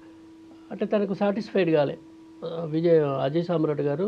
కొంతమందిని స్క్రూటిన్ చేసినా సాటిస్ఫై కాక ఉన్నటువంటి టైంలో ఆదేశ్ రవి గారు నా నంబర్ ఇచ్చినట్టు, ఒకసారి ఆర్ఎస్ నందన్ ట్రై చేయండి. ఇంకా నాకు కాల్ వచ్చింది. కాల్ వచ్చిన తర్వాత పిలిచారు, నేను వచ్చిన తర్వాత నాకు గెటప్ వేసారు. గెటప్ వేసిన తర్వాత కెమెరామెన్ నవ్విండు. ఆ గెటప్ చూసి నేను నచ్చేస్తే నవ్వేసిండు. ఆటోమేటిక్గా అందరు నవ్విరాడ. నవ్వేసి మీకు మేము చెప్తామని చెప్పారు. కట్ చేస్తే నేను జస్ట్ ఇల్లు చేరుకునే లోపు ఫోన్ వచ్చింది, మీరు 45 రోజులు ఎవరికి డేట్స్ ఇవ్వద్దు, మాకే ప్యాక్ అన్నారు. నేను షాక్ అయిన, 45 రోజులు అని. అంటే అప్పటిదాకా కంటిన్యూగా ఇంత పెద్ద క్యారెక్టర్ నేను చేయలేదు. నాకు అనిపించింది, మళ్ళీ పిలిచి కథ చెప్పారు. కథ చెప్పినప్పుడు అనిపించింది ఇది ఒక డిఫరెంట్ రోల్, మరి నేను డీల్ చేయగలను. ఎందుకంటే అటు జగపతి బాబు గారు, కాలకే ప్రభాకర్ అన్న గారు, ప్లస్ విమలారామన్ గారు, మమతా మోహన్ గారు, ఆశీష్ గాంధీ గారు, ఇట్లా అంతా పెద్ద పెద్ద బ్యాటింగ్. కానీ వాళ్ళకు కాన్ఫిడెన్స్ ఉంది. మళ్ళీ నేను యూట్యూబ్కి వెళ్ళి వచ్చిన, అప్పటి వరకు ఇంత సెటిల్డ్ యాక్షన్ లేదు. ఆ తర్వాత కట్ చేస్తే ఇంకా వచ్చేసిన క్యారెక్టర్ చేసేసుకున్నా, అయిపోయింది. బాగా మంచి ప్రశంసలు వచ్చినాయి, అందరితో కూడా మంచి ప్రశంసలు. చాలామంది ఏంటంటే అల్లు రామలింగయ్య గారిని గుర్తు చేశారన్నారు. అంత గొప్ప నటులైనటువంటి రామలింగయ్య గారితో నన్ను పోల్చడం అనేది నాకు చాలా సంతోషం అనిపించింది నిజంగా. సో మీకు ఇన్స్పిరేషన్ రాజబాబు గారు కదా? రాజబాబు గారు, ఆయన కూడా పాపం మంచి కామెడీ అసలు. రాజబాబు గారి అప్పుడు పాత సినిమాలు రాజబాబు గారి చూసి నేను నవ్వుకుంటుని. రాజబాబు గారు అంటే బాగా ఇమిటేట్ చేయగలరా? లేదు, అట్లాంటి ఇమిటేషన్ అసలు నేను ఏ ఆర్టిస్ట్ని ఇమిటేట్ చేయను. కానీ చాలా హ్యాపీ అన్నట్టు ఆయన, ఎందుకు ఆయన కనిపించగానే నాకు అట్లా నవ్వు వచ్చేది. రాజబాబు గారు అంటే బాగా ఇష్టం అట్లా. ఈవెన్ మీ మోతుబరి లవ్ స్టోరీ మంచి మంచి ఓటీటీలో చాలా బాగా స్ట్రీమింగ్ అవుతుంది. విత్ ఇన్ 1 వీక్ కూడా అవ్వలేదు 50 మిలియన్ స్ట్రీమింగ్ మినిట్స్ ఎంతో. ఐ మీన్ ట్రెండింగ్ 1 అండి. ట్రెండింగ్ 1లో వచ్చింది. ట్రెండింగ్ 1 అసలు నేను కూడా ఎక్స్పెక్ట్ చేయలేదు. అంటే ఇది కూడా యాక్చువల్లీ మారెమ్మ షూటింగ్ జరుగుతున్నప్పుడు అనిల్ గారు నన్ను అడిగారు, ఇట్లా ఒక 2 days క్యారెక్టర్ ఉంది, మనది త్వరలో స్టార్ట్ అవుతుంది, మీరు చేయాలి సార్ అంటే తప్పకుండా అని చెప్పిన. సరే విందామని చెప్పి అది అయిపోయిన తర్వాత నాకు కట్ చేస్తే ఒక 10 రోజులు 15 రోజుల తర్వాత ఒక కాల్ చేశారు. కాల్ చేసి, సార్ మీరు ఇట్లా ఫుల్ లెంత్ రోలు మురళీధర్ గౌడ్ గారి పక్కన, అంటే తను అన్నగా మీరు తమ్ముడిగా చేయాలి సార్ అని అన్నాడు. అన్న తర్వాత సరే అని చెప్పిన. అయిన తర్వాత మరి అప్పటికి నేను క్యారెక్టర్ ఏందో వినలేదు. కానీ దీనికి ముందు నేను క్యారెక్టర్ ఏందో వినేదానికంటే ముందు చరణ్ అర్జున్ అన్న మ్యూజిక్ డైరెక్టర్ అక్కడికి శివగారును అనిల్ జిల్లా గారు పోయి కథ చెప్పారట. చెప్పినాక వాళ్ళు చెప్పి వెళ్ళిపోయారు. ఆ చెప్పినప్పుడు చరణ్ అన్న అడిగినట, ఇంట్లో నర్సింగ్ యాదవ్ క్యారెక్టర్ ఎవరు చేస్తారని అడిగిందట. అంటే ఆ కథ అంతా విన్న తర్వాత ఆ క్యారెక్టర్ విని ఒక ఎగ్జైట్మెంట్ ఉంది, మరి ఎవరు చేస్తారని. ఇట్లా ఆర్ఎస్ నందన చేస్తానని చెప్పారట. చాలా సంతోషపడ్డాడట. వెళ్ళిపోగానే ఇమీడియట్గా నాకు కాల్ వచ్చింది. చరణ్ అర్జున్ అన్న ఫోన్ చేసి, సార్ ఎక్కడన్నా అంటే నేను ఇంటికన్నా అన్న పలకరించుకునే పోయింది. ఇప్పుడు వచ్చి నాకు శివన్నను అనిల్ గారికి ఒక కథ చెప్పారు, అందులో నర్సింగ్ యాదవ్ అనే క్యారెక్టరు మీరు చేస్తున్నారని చెప్పారు. ఆ క్యారెక్టర్ను మీరే చేయాలి తప్పకుండా, మిగతా అన్ని వెనకసి మీరు ఏం మాట్లాడుకుంటారో ఏదో అనే క్యారెక్టర్ మీరు చేయాలి అని చెప్పిండు. చెప్పిన తర్వాత అన్న ఎందుకంటే మ్యూజిక్ కొట్టుతాడు కాబట్టి కథను విపులంగా విని ఉంటాడు. ఓకే తప్పకుండా అన్న తర్వాత నాకు కథ చెప్పారు. నిజంగా కూడా క్యారెక్టర్ డిఫరెంట్ ఉంటుంది, డిఫరెంట్ షేడ్స్ ఉంటాయి. వేరు ఒక విలనిజంగా అనిపిస్తుంది కామెడీలో. నేను కొత్తగా ఇప్పటివరకు అట్లాంటి షేడ్ చేయలేదు. అంటే అప్పుడు వాళ్ళకు ఉన్నటువంటి నమ్మకం. అప్పటికి కూడా ఈ క్యారెక్టర్ కోసం సేమ్ 4-5 ట్రై చేసిరట. ఆ క్యారెక్టర్ నాకు వచ్చింది. ఆ తర్వాత నేను మురళీధర్ గౌడ్ గారి పక్కన, అంటే తను అన్నగా నేను తమ్ముడు. నిజంగా అంటే తనతో కలిసి స్క్రీన్ షేర్ చేసుకోవడం అనేది చాలా సంతోషం. మీరిద్దరు సొంత అన్నదమ్ముల్లాగా ఆప్యాయతలు ప్రేమలో కొంచెంసేపు కనిపిస్తూ ఉంటే వెనకాలేమో రాజా మ్యూజిక్లో ఆర్ఆర్ వేసుకుంటూ ఉంటారు అని చెప్పి ఒకరి గురించి ఒకరు ఎలివేషన్లు ఇచ్చుకోవడం. బట్ ఆయన ఒక ఎలివేషన్ ఇస్తారు మీకు, అంటే మీరు తప్పిపోయారని చెప్పి భయపడినప్పుడు మీ వైఫ్ ఆడేం తక్కువడు కాదు ఏదో అనుకుంటా పులి ఆడు అని చెప్తాడు. అంటే అప్పుడు రియల్గా మీరు వచ్చిన తర్వాత భలే సింక్ అయింది అది మాత్రం. నిజంగా అంటే నేను ఎక్స్పెక్ట్ చేయలేదు, ఎందుకంటే సార్తో కలిసి నేను షేర్ చేసుకుంటాను. నిజంగా సొంత అన్నయ్యలాగానే ఇప్పుడు నేను అన్నయ్యనే పిలిస్తే తమ్ముడు అని పలికిస్తాను. అంటే అట్లా అయిపోయాం, అట్లా కలిసి పంచుకుంటాం. వీళ్ళు అనుకుంటారు అప్పుడప్పుడు మేము ఎక్కడ కూర్చుంటే వీళ్ళు సొంత అన్నదమ్ములు ఎక్కడ కూర్చొని ముచ్చట పెట్టుకుంటారు అనుకుంటారు. మళ్ళీ సార్ దగ్గర ఉన్న గొప్పతనం ఏంటంటే మేము ఇద్దరం రెడీ అయిన తర్వాత మాకు డైరెక్టర్ గారు సీన్ చెప్పంగానే వాళ్ళంతా సెటప్ చేసుకున్న టైంలో మీ ఇద్దరం డిస్కషన్ నందా చెప్పేసి ఇట్లా అనేది ఓకే డైలాగ్ టు డైలాగ్ చేసుకుంటారు. అది అంటే ఆ వర్క్ డెడికేషన్ అట్లా ఉన్నది కాబట్టి అంత బాగా వచ్చింది ఆ సీన్లు. ప్రతి సీన్ కూడా ఒక డిస్కషన్ ఉండేది అన్నయ్యకు నాకు ఇద్దరు అట్లా షేర్ చేసుకొని అట్లా బాగా వచ్చింది. మాకు బాగా ఇష్టంగా అంటే చెప్పుకున్న సీన్ మాట్లాడు ఆ చెంపులో చేయబెట్టి ఉంగరాలు ఆడుకున్నట్టు ఆడుకుంటారు మీరు. అది అసలు బాగా అనిపించింది ఆ సీన్ చేసేటప్పుడు కూడా. ఫస్ట్ అది పెద్ద సీన్ దాపు సింగిల్ టేక్లో అయిపోయింది ఆల్మోస్ట్. అంటే టేక్ టు టేక్ చేసేసుకున్నారు, కానీ మేము ఇద్దరు ఇంప్రూవైజ్ చేసుకున్నాం కొంత. డైరెక్టర్ శివ గారు ఏదైతే చెప్పిండో దాన్ని బేస్ చేసుకుని ఇంకా మేము ఇద్దరు మాట్లాడుకొని ఇట్లా వేద్దాం ఈ డైలాగ్ వేద్దాం అనే అన్నయ్య కూడా బాగా. అంటే ఆ సీన్ డిస్కషన్ అనేది ఓసిడి ఉంటుంది కదా అందులో బాగానే ఉందండి. రియల్ లైఫ్ లో ఏమన్నా అలాగా పర్ఫెక్ట్ గా ఉండాలని ఏమో నిన్ను అవి లేదండి, ఉండాలి అవి లేవు, కానీ అంటే నీట్గా ఉండాలని ఉంటుంది. కాకపోతే ఏంటంటే మీరు చెప్పిన దానికి అందులో అట్లుంటుంది క్యారెక్టర్ పరంగా, అది క్యారెక్టర్ పరంగా. కాకపోతే ఏంటంటే ఒక మనిషికి మంచి అయిపోయిన పర్లేదు కానీ చెడు చేయొద్దు అనేది ఉంటుంది. అందులో ఆర్థికంగా ఎవరిని నష్టం చేయొద్దు అనేది మాత్రం బాగుంటుంది. ఎందుకంటే ఎవరైనా కష్టపడి రూపాయి కూడబెట్టుకొని తన కుటుంబం కోసమో తన కష్టకాలంలో దాన్ని ఖర్చు పెట్టుకోవాలని అనుకుంటాడు. అట్లాంటిది ఎవరికైనా అవసరం ఉన్నప్పుడు ఇస్తే మళ్ళీ తిరిగి ఇచ్చేటువంటి ఆ తత్వాన్ని అలవర్చుకోవాలి. అందుకే అట్లాంటి ఆర్థికంగానైతే ఎవరైనా నష్టం చేయొద్దు అనేది నా ఆలోచన. సూపర్. సో ఇప్పుడు మరి ఎలా బ్యాలెన్స్ చేస్తున్నారంటే ఒక ప్రభుత్వ ఉద్యోగి, మీరు గవర్నమెంట్ టీచర్, దీన్ని ఎలా బ్యాలెన్స్ చేస్తున్నారు? లేదండి, అంతకుముందు అయితే మామూలుగా సెలవులలోనే నేను నా షార్ట్ ఫిల్మ్ చేసుకుంటాను. మిగతా టైంలో కరెక్ట్ టైం టు టైం ఒక డెడికేటెడ్గా నేను జాయిన్ అయిన 2.5 ఏళ్ళనే ఉత్తమ ఉపాధ్యాయుడు అనే దానిలో నా ఐటెం రాయడం జరిగింది. అంటే అంత హార్డ్ వర్క్ చేసేటోళ్ళు మేము వాస్తవంగా. చాలామంది పిల్లల్ని ఆర్బీసీలో డే బై డే పిల్లలకు హోమ్ సిక్ కాకుండా కల్చరల్ ప్రోగ్రామ్ చేసేటోని 120 మంది డ్రాప్ అవుట్స్ని తీసుకొచ్చి జాయిన్ చేసినాం పిల్లలు. అంటే చాలా హార్డ్ వర్క్ చేసేది. వర్షంలో కూడా పిల్లలకు అంటే ఈ చదువు మీద ఉన్నటువంటి గొప్పతనం మోటివేట్ చేసి, తల్లిదండ్రులను మోటివేట్ చేసి పిల్లలను తీసుకొచ్చేది. అట్లా బాగా హార్డ్ వర్క్ చేసేది. అట్లా మమ్మల్ని గుర్తించి అప్పుడు ఉన్నటువంటి మంత్రిని ఆర్డీఓ గంగారాము సార్ అప్పుడు పిలిస్తే సుమిత డాబరా గారు ఉండే, పిలిచి మాతో ప్రోగ్రామ్ చేయించింది. అప్పటి నుంచి ఇప్పటి వరకు రీసెంట్గా కూడా నేను మన ఈ గంజాయి మీద ప్లస్ ఓటు మీద ఇవన్నిటి మీద గవర్నమెంట్కి సంబంధించినటువంటి వాటికి రాసి చేయడం జరిగింది. అట్లా సెలవులు ఉన్నప్పుడు ఈ షార్ట్ ఫిల్మ్స్ చేసుకుంటాను. ఇప్పుడైతే ఇంకా నేను స్ప్రెడ్ అవ్వాలి, నా నటనా ప్రపంచాన్ని విస్తరించుకోవాలనేటువంటి ఆలోచనతో ఇప్పుడు సెలవు పెట్టుకోవడం జరిగింది.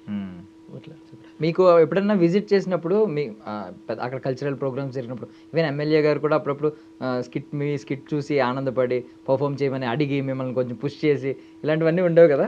నా డైలాగులు కూడా చెప్పేటోళ్ళు.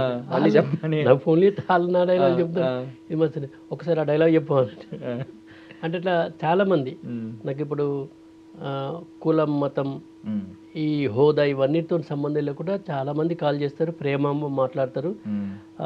ప్లస్ ఎందుకంటే వాళ్ళందరికీ కూడా ఎక్కడ కూడా వల్గర్ లేకుండా కనెక్ట్ అయి ఉన్నది. ఆ మాటలు ఇంటి ఏదో వాళ్ళకి ఆనందం కలుగుతుంది, ఆయన చేతులు చూస్తే ఏదో ఆనందం కలుగుతుంది, ఆ భావం వాళ్ళు ఫిక్స్ అయినారు. అందుకోసం కొందరు అంటారు నన్ను, నువ్వు లుంగి పట్టుకొని కనిపిస్తే నవ్వుతావు అని అంటారు. ఇంక అంతకంటే ఏం కావాలండి ఒక ఆర్టిస్ట్కు. కాబట్టి అందుకే ఇది అంటే నాకు తెలిసి నా గొప్పతనం ఏమి లేదు ఇలా. మా అమ్మ నాన్న ఏ జన్మలో చేసుకున్న పుణ్యము ఇలా నేను వాళ్ళ కడుపులో పుట్టి నన్ను నవ్వడం కోసమే ఆ భగవంతుడు ఇక్కడికి పంపిండేమో అని అనిపిస్తుంది. ఇంతమంది ఆశీస్సులు, ఇంతమంది ఆనందం చూసినప్పుడు నాకు చాలా సంతోషం అనిపిస్తుంది. అందుకోసమనే నా జీవితంలో అంటే నా బొందిలో ప్రాణం ఉన్నంత వరకు నవ్వించాలి, ఆ నవ్వించే అటువంటి శక్తి సామర్థ్యాలు ఆ భగవంతుడు ఇవ్వాలి. పైనున్న నా కళ్ళ ముందు లేకపోయినా పైనున్న మా అమ్మ నాన్న ఎప్పుడు వాళ్ళ ఆశీస్సులు నాకు ఉండాలని కోరుకుంటాను. ఈ జర్నీ మొత్తంలో ఎప్పుడు మిమ్మల్ని అంటే ఇప్పుడు కామెడీ అంటే మీకు కొంచెం సెక్షువల్ బేస్డ్, జెండర్ని తక్కువ చేసి లేదంటే ఒకరు వేసి డబుల్ మీనింగ్లు, ఈ డబుల్ డోసేజ్ బాగా ఉంటుంది, డబుల్ మీనింగ్ డోసేజ్ ఇలాంటివి ఎప్పుడు మిమ్మల్ని అట్రాక్ట్ చేయలేదా? బికాజ్ వ్యూస్ ఎక్కువ కనిపిస్తూ ఉంటాయి ఇలాంటివి. నేను వ్యూస్ కోసమో లేకపోతే సంపాదన కోసమో ఇవి స్టార్ట్ చేయలేదు. నేను చెప్పాను ముందే మీకు, నా తల్లి ఏ భాష అయితే నేర్పించిందో ఆ భాషలో ఉన్నటువంటి మాధుర్యాన్ని ఈ ప్రపంచానికి ఒక గొప్పగా చూపెట్టాలన్నటువంటి సంకల్పంతో నచ్చినటువంటి వాడిని. కాబట్టి ఇక్కడ నేను వల్గర్గా ఉండాలి, ఇంకోలు వినేసేటర్లు వేసి ఆనందపడాలి, ఇంకోలు ఏమో చేసి అది కాదు అట్లా ఎప్పుడు నేను ఆలోచించలేదు. నవ్వుతే చాలు, నేను చేసే కాన్సెప్ట్ వల్ల నవ్వాలి, అది ఎవరిని ఇబ్బంది పెట్టే విధంగా ఉండద్దని మాత్రమే అనుకుంటుంది అంతే. సో మీరు మొదలైన జర్నీకి ఇప్పటికీ చూసుకుంటే చాలా దూరం వచ్చారు, ఇంకా లాంగ్ కనిపిస్తుంది. ఇక్కడి నుంచి మీ ఫ్యూచర్ ఎప్పుడైతే సినిమాల్లోకి ఎంటర్ అయ్యారో మీ ఫ్యూచర్ కనిపిస్తూ ఉంది. ఎక్కడైనా తెలియని ఒక అహంకారం, ఒక గర్వం ఇలాంటిది ఎప్పుడు మీ లోపల ప్రవేశించిందని మీరు ఎప్పుడు అనుకోలేదా? లేదండి, ఇప్పటివరకు అయితే అట్లాంటివి ఏం లేదు. ఇంకోటి ఏంటంటే మనం ఏం తీసుకురాలి, ఏం తీసుకుపో, మన పాత్ర కొంతకాలం ఇక్కడ ఉంటుంది. ఎవరైనా ఇక్కడి నుంచి వెళ్ళిపోవాల్సిందే. నేను సహజంగా ఎట్లనైతే ఉన్నానో అట్లనే వెళ్ళిపోతే చాలా హ్యాపీ. ఈ అహంకారం హోదాతోని అంటే అధికారంతోని, హోదాతోని, డబ్బుతోని ఇవన్నిటితోని తెచ్చుకోవడం వల్ల ఏమవుతుంది? ఏం రాదు కదా. ఇంకా ఒరిజినల్గా మనం ఉన్నటువంటి ఆనందాన్ని కోల్పోతాం మనం. నేను ఇది అని నేను ఎప్పుడూ అనుకోలేదు. ఇంకోటి అహంకారం అంటే నా చుట్టూ కానీ నా దరిదాపులోకి రావద్దనే నేను కోరుకుంటా ఇప్పుడు కూడా. ఏమన్నా మీరు నేను సేమే. అందుకే నేను ఎప్పుడు కూడా నేను గొప్పవాడిని అని నేను ఎప్పుడు చెప్పుకోను. నేను నిజంగా కూడా గొప్పవాడిని కాదు. నా పని వల్లనే ఈ గొప్పతనం వచ్చింది తప్ప ఆ పని గొప్పది నేను కాదు. బాగా చెప్పారు. యాక్చువల్లీ మీతో మీకు బాగా పరిచయస్తులు చాలామంది ఉన్నారు. వాళ్ళు ఒక్కొక్కసారి మంచి సక్సెస్ చూశారు. తర్వాత నేను విన్నది, నాకు కూడా తెలిసిన వాళ్ళు ఉన్నారు మీతో పనిచేసిన వాళ్ళు, మీరు కలిసి పనిచేసిన వాళ్ళు. తర్వాత పాపం వాళ్ళు డౌన్ అయ్యారు. అంటే వాళ్ళు ఆ సక్సెస్లో ఉన్నప్పుడు చాలామంది తలపొగరెక్కింది బాగా అని చెప్పి కమెంట్ చేసిన వాళ్ళు విన్నాను. తర్వాత పాపం వాళ్ళు డౌన్ కూడా అయ్యారు. సో అందుకని బేసికల్లీ జనరల్లీ అడిగాను. నిజమేనండి, ఎందుకంటే ఒక మనిషి ఎదిగే కొద్దీ ఒదిగి ఉండడం నేర్చుకోవాలని మన పెద్దవాళ్ళు చెప్పారు. నిజంగా కూడా అట్లనే ఉండాలి, అది అవసరం కూడా. ఎందుకంటే నీ పనిలో నైపుణ్యాన్ని పెంచుకుంటావు, ఆ పని ద్వారా వచ్చేటువంటి గొప్పతనాన్ని అహంకారంగా ఎప్పుడు చూపెట్టద్దు. అది అవసరం కూడా లేదు. నువ్వు ఎంతనైతే నువ్వు మొదట ఏ అడుగైతే వేసినావు అది గుర్తుపెట్టుకుని పని చేసుకుంటే చాలా అవన్నీ నాకు తెలిసి రావు. ఎందుకంటే నువ్వు అవకాశం కోసం ఎంతనైతే అప్పుడు తాపత్రయపడ్డావో ఇవాళ అదే అవకాశం కోసం తాపత్రయపడు, అదే అవకాశం కోసం కష్టపడు, అదే ఆనందాన్ని అందించాలి తప్ప అహంకారం వల్ల మనం ఏ రోజైతే అహంకారం అనేటువంటి ఒక పదం మన మైండ్లోకి వచ్చిందో ఆగిపోవడం, అభివృద్ధికి దిగజారిపోవడం అంటే అభివృద్ధి తగ్గిపోవడం అనేది స్టార్ట్ అవుతుంది. అందుకోసమే అవన్నీ అవసరం లేదు. Correct, super. సో ఇప్పటిదాకా చాలా మంచి మంచి మాటలు అన్నీ చెప్పారు. బట్ నేను ఆ ఆటో దగ్గర నా బుగ్గలు బాగా నొప్పి వచ్చినాయి. అలాంటిది ఇంకొకటి ఏదైనా ప్లీజ్ మా ఆడియన్స్ కోసం ఇంకొకటి ఏదైనా మీ కాన్వర్సేషన్ ఒకటి చెప్పండి. మామూలుగా పెండతట్ట అని ఒక షార్ట్ ఫిల్మ్ చేసిన, పెండతట్ట షార్ట్ ఫిల్మ్ ఆ పేరు పెట్టినప్పుడే చాలా మంది నాకు ఫోన్ చేసి నవ్వారు. నువ్వు అన్న టైటిల్స్ అన్ని డిఫరెంట్ పెడతావు, అసలు ఈ టైటిల్స్ ఎవరన్నా అడుగుతావు అంటే ఎవరిని అడగా అన్ని నేనే. నేను చెప్పిన కదా ఫెయిల్ అయినా పాస్ అయినా నేనే కారణం కావాలి, నా షార్ట్ ఫిల్మ్ కారణం నేనే, అది మంచిగా చేయాలి. కాబట్టి అట్లా పెండతట్ట అని పెట్టినప్పుడే టైటిల్కి నవ్వారు. అందులో బర్రెలు కాసేటువంటి పిల్లగానికి ఆ పెండ కోసం వచ్చే పిల్లకి ఇద్దరి మధ్య లవ్ ట్రాక్. అయితే పాపం ఆ ఇల్లు కూడా సేమ్ 2-3 రోజులకి వెళ్ళి ఆమె పెండకు రాదు. ఈయన ఒక్కడు ఆలోచిస్తూ ఉంటాడు మా బుజ్జి ఏం చేస్తుందో అని. ఆమె పేరు సమ్మక్క. అట్లా మా బుజ్జి ఏం చేస్తుంది, ఇద్దరు ఫోన్ మాట్లాడుకుంటారు, ఫోన్లు ఉంటాయి వాళ్ళకు. ఈయన బర్ల కాడ కూర్చొని ఫోన్ చేస్తాడు, హలో హలో బుజ్జి ఏం చేస్తాను, నీ గురించి ఆలోచిస్తాను ఉంటుంది. బుజ్జి చెప్పు, నేను చూడాలనిపిస్తుందండి. అవునా, నాకు కూడా నేను చూడాలనిపిస్తుంది. ఇగో ఏ బర్రెని చూసినా నేను చూసినట్టే అనిపిస్తుంది. ఏ బర్రె మాట్లాడినా నువ్వు మాట్లాడినట్టే అనిపిస్తుంది. అవునా, నాకు కూడా ఎవరి పెంటకు వచ్చినా నువ్వు వచ్చినట్టే అనిపిస్తుంది. ఎవరి తట్ట పట్టుకొని బర్రెలను కురికినా నువ్వు ఉరికినట్టే అనిపిస్తుంది. నేను చూడాలనిపిస్తుంది రాజు, దా తట్ట పట్టుకొని రా, నన్ను చూసినట్టు ఉంటుంది, పెండ వేసుకపోయినట్టు ఉంటుంది.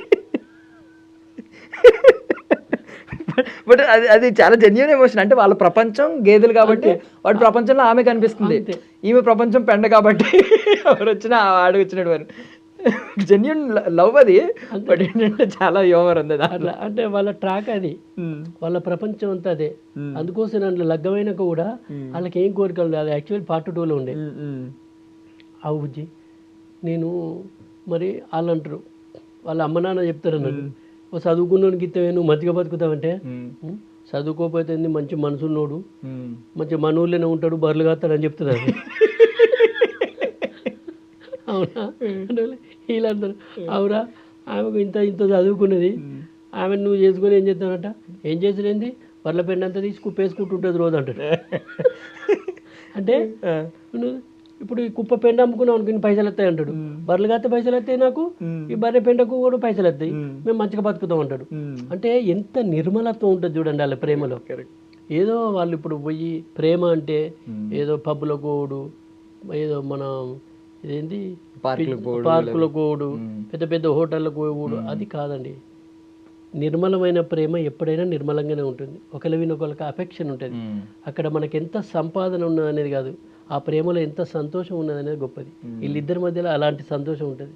వాళ్ళ ప్రపంచం ఎంత గొప్పగా ఉన్నదో అట్లా. అంటే ఒక సాటిస్ఫాక్షన్ అది, అలా ఒక సంతృప్తి ఉంది, ఒక సంతోషం వెయిట్ చేసుకుని ఆ కథ రాయడం జరిగింది. పెండ తట్ట. బట్ చాలా చాలా డీప్గా ఆలోచిస్తున్నారు మీరు. అది తర్వాత అంతరార్థం వెతికితే కనిపిస్తుంది, చాలా డీప్గా ఆలోచిస్తారు. కథ చూసినప్పుడు అర్థమైంది.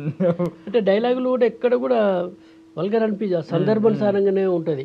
ఇప్పుడు ఎగ్జాంపుల్ ఆమె పాపం పెండకత్తది, పెండకచ్చి తట్ట నిన్నాక ఆమెకు లేవది, లేని తర్వాత ఎట్లా మరి ఎవరు అక్కడ ఎవరు ఉండరు, మళ్ళీ బర్రెల రాజే కనిపిస్తాడు.